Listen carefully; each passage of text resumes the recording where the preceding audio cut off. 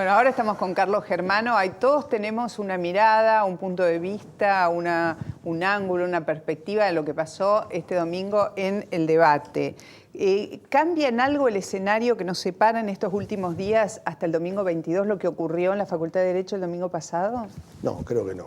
Creo que como entraron, salieron. O sea, no veo un cambio en el humor social con respecto al tema ¿Eso es éxito electoral. o fracaso para el debate y para los candidatos? En términos del debate, ¿no? Yo creo que es éxito para Mauricio Macri y preocupación para Daniel Scioli. Porque entró como desafiante, digamos. No, yo creo que Daniel Scioli le había puesto una sobrecarga de expectativas al tema del debate. Y me parece que, digamos, lo que ellos trataban de al menos obtener para la última semana electoral, estos 4 días que faltan para empezar la veda, me parece que no lo lograron. Creo que siguió con un discurso muy endogámico, muy pensado para el voto propio, y me parece que acá hay que dividir por 2, no hay que dividir por 6. Digamos, este era un discurso para dividir por 6. Me parece que ahí es una primera minoría consolidada. Siguió tratando de cazar adentro de un zoológico, querés decir. De una sola pecera. Lo que no pudo... Fue a pescar en la pecerita del living. Exactamente. Daniel Scioli lo que no pudo en toda la campaña es pegar el salto y salir a la otra pecera. Bueno, pero para eso tenía que contradecir o contrariar el discurso... Es la candidatura a presidente de la República. Está en juego la presidencia de la República. Creo que lo que no pudo romper en todo la campaña, porque esto es una sucesión de hechos, no es solamente el debate. El debate es un hecho más dentro de una larguísima campaña que para los porteños va a ser el 22 la 6ª vez que vamos a votar. En ese escenario me parece que lo que no pudo Daniel Scioli es romper la ecuación Cristina sí, Cristina no. Creo que Cristina sigue siendo... Ahí te hago una pregunta, siendo un conocedor de los hombres en la política y del factor humano siempre en la política. ¿No pudo, por razones de conveniencia política, de estrategia política, de no perder el voto acá que lo sostiene, o no pudo por una razón de personalidad? Porque no le da el cuero para enfrentarse en este momento a todo el Frente para la Victoria, Cristina y todo el resto de la... Yo creo que no hay una sola razón, hay razones. Yo creo que el factor psicológico y el factor personal juega muy fuertemente. Yo creo que Daniel Scioli en toda su carrera política siempre fue un muy buen actor coprotagonista. Me parece que cuando tuvo que jugar como protagonista se vieron algunas dificultades. Recuerdo conversaciones avanzadísimas año 2013, cuando fue la candidatura... Para saltar el cerco hacia Massa. Exactamente. Creo que ahí, quedó donde tenía que quedar y acá lo mismo. Y aparte me parece una lectura equivocada de su equipo de campaña con respecto a qué le estaba pasando a la sociedad en este momento para encarar el escenario electoral. Pero a ver, ¿quién es su equipo de campaña? Ahí nos hacemos otra pregunta. ¿Quién es el equipo de campaña? Daniel Scioli. Daniel Scioli. Perdón, Daniel Scioli, pero entonces hay un otro equipo de campaña que hace la contracampaña, porque uno tuvo la sensación de que Scioli enfrentaba un fuego amigo. Por lo menos en este último tramo fue un fuego intenso, el fuego amigo. Yo lo que planteo, Mónica, es lo siguiente. En una campaña política, cuando el protagonista queda limitado a un protagonista central, en este caso Cristina Fernández. Recordemos que hubo cadenas nacionales en una semana 3 veces, por ejemplo. Me parece que lo que no pudo romper fue eso, quedó en un discurso muy cerrado, muy endogámico y que indudablemente a la sociedad le están pasando otras cosas.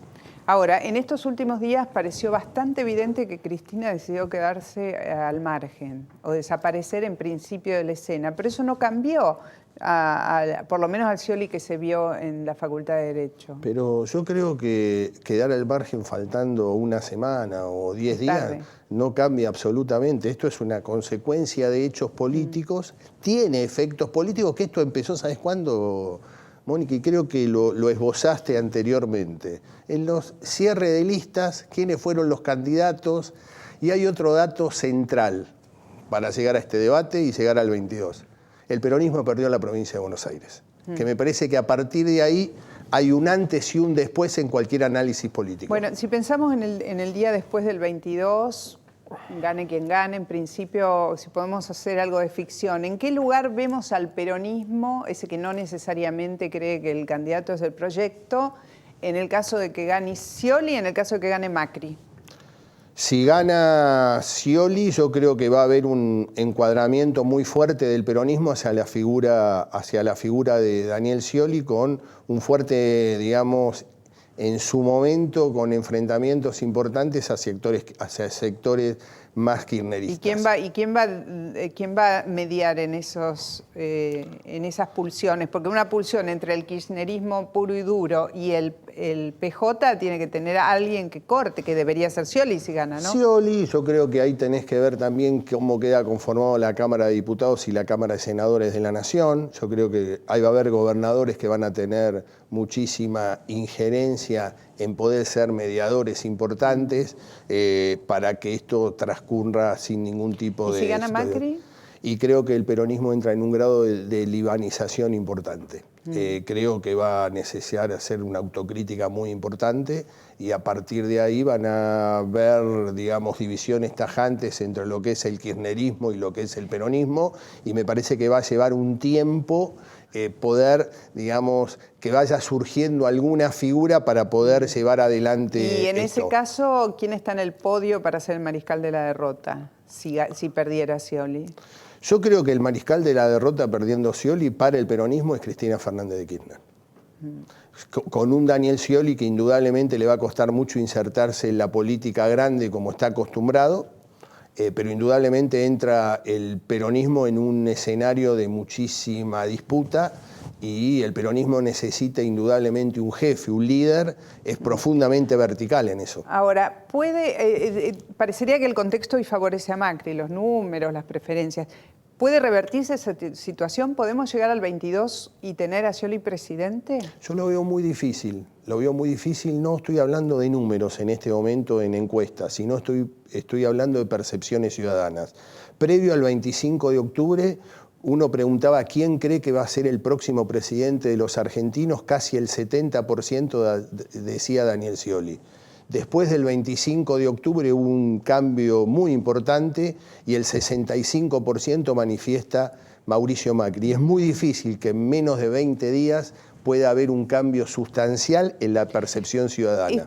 La campaña del miedo, esa que también corporizó Daniel Scioli, ¿no? En el sentido de, ojo, si votás a Macri te podés quedar sin las paritarias, te va a bajar el sueldo, la inflación, esto. ¿No pudo haber penetrado a una cantidad de gente que vuelque los números a favor de Scioli, aunque sea por poco, el domingo?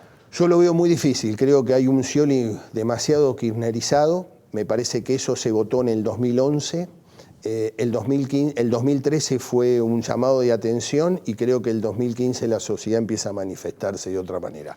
Sí creo que va a ser un tema interesantísimo, Macri presidente, por lo que dijo ayer en el debate, una de las primeras medidas va a ser una presentación en el Mercosur con respecto al tema Venezuela. Ahí sería importante ver cómo repercute en otros países, cómo juega Uruguay, cómo juega Paraguay y fundamentalmente Brasil, porque me parece que es un hecho inédito de lo que vinimos viendo durante estos 12 años. Bueno, también hay que decir que el mundo se enfrenta a un desafío Totalmente enorme a partir de lo que ya casi es una guerra entre Occidente y el ISIS, o por lo menos varios de los países que están aliados, y bueno, ¿y qué rol se va a jugar y cómo va a pegar en la política interna ese escenario, ¿no? Me parece que es así y me parece que ahí hay también, yo creo que tanto Scioli como Macri hay que seguirlo y me parece que ahí va a ser un faro importante el Papa Francisco con respecto a este tema específico que ya viene planteando desde hace rato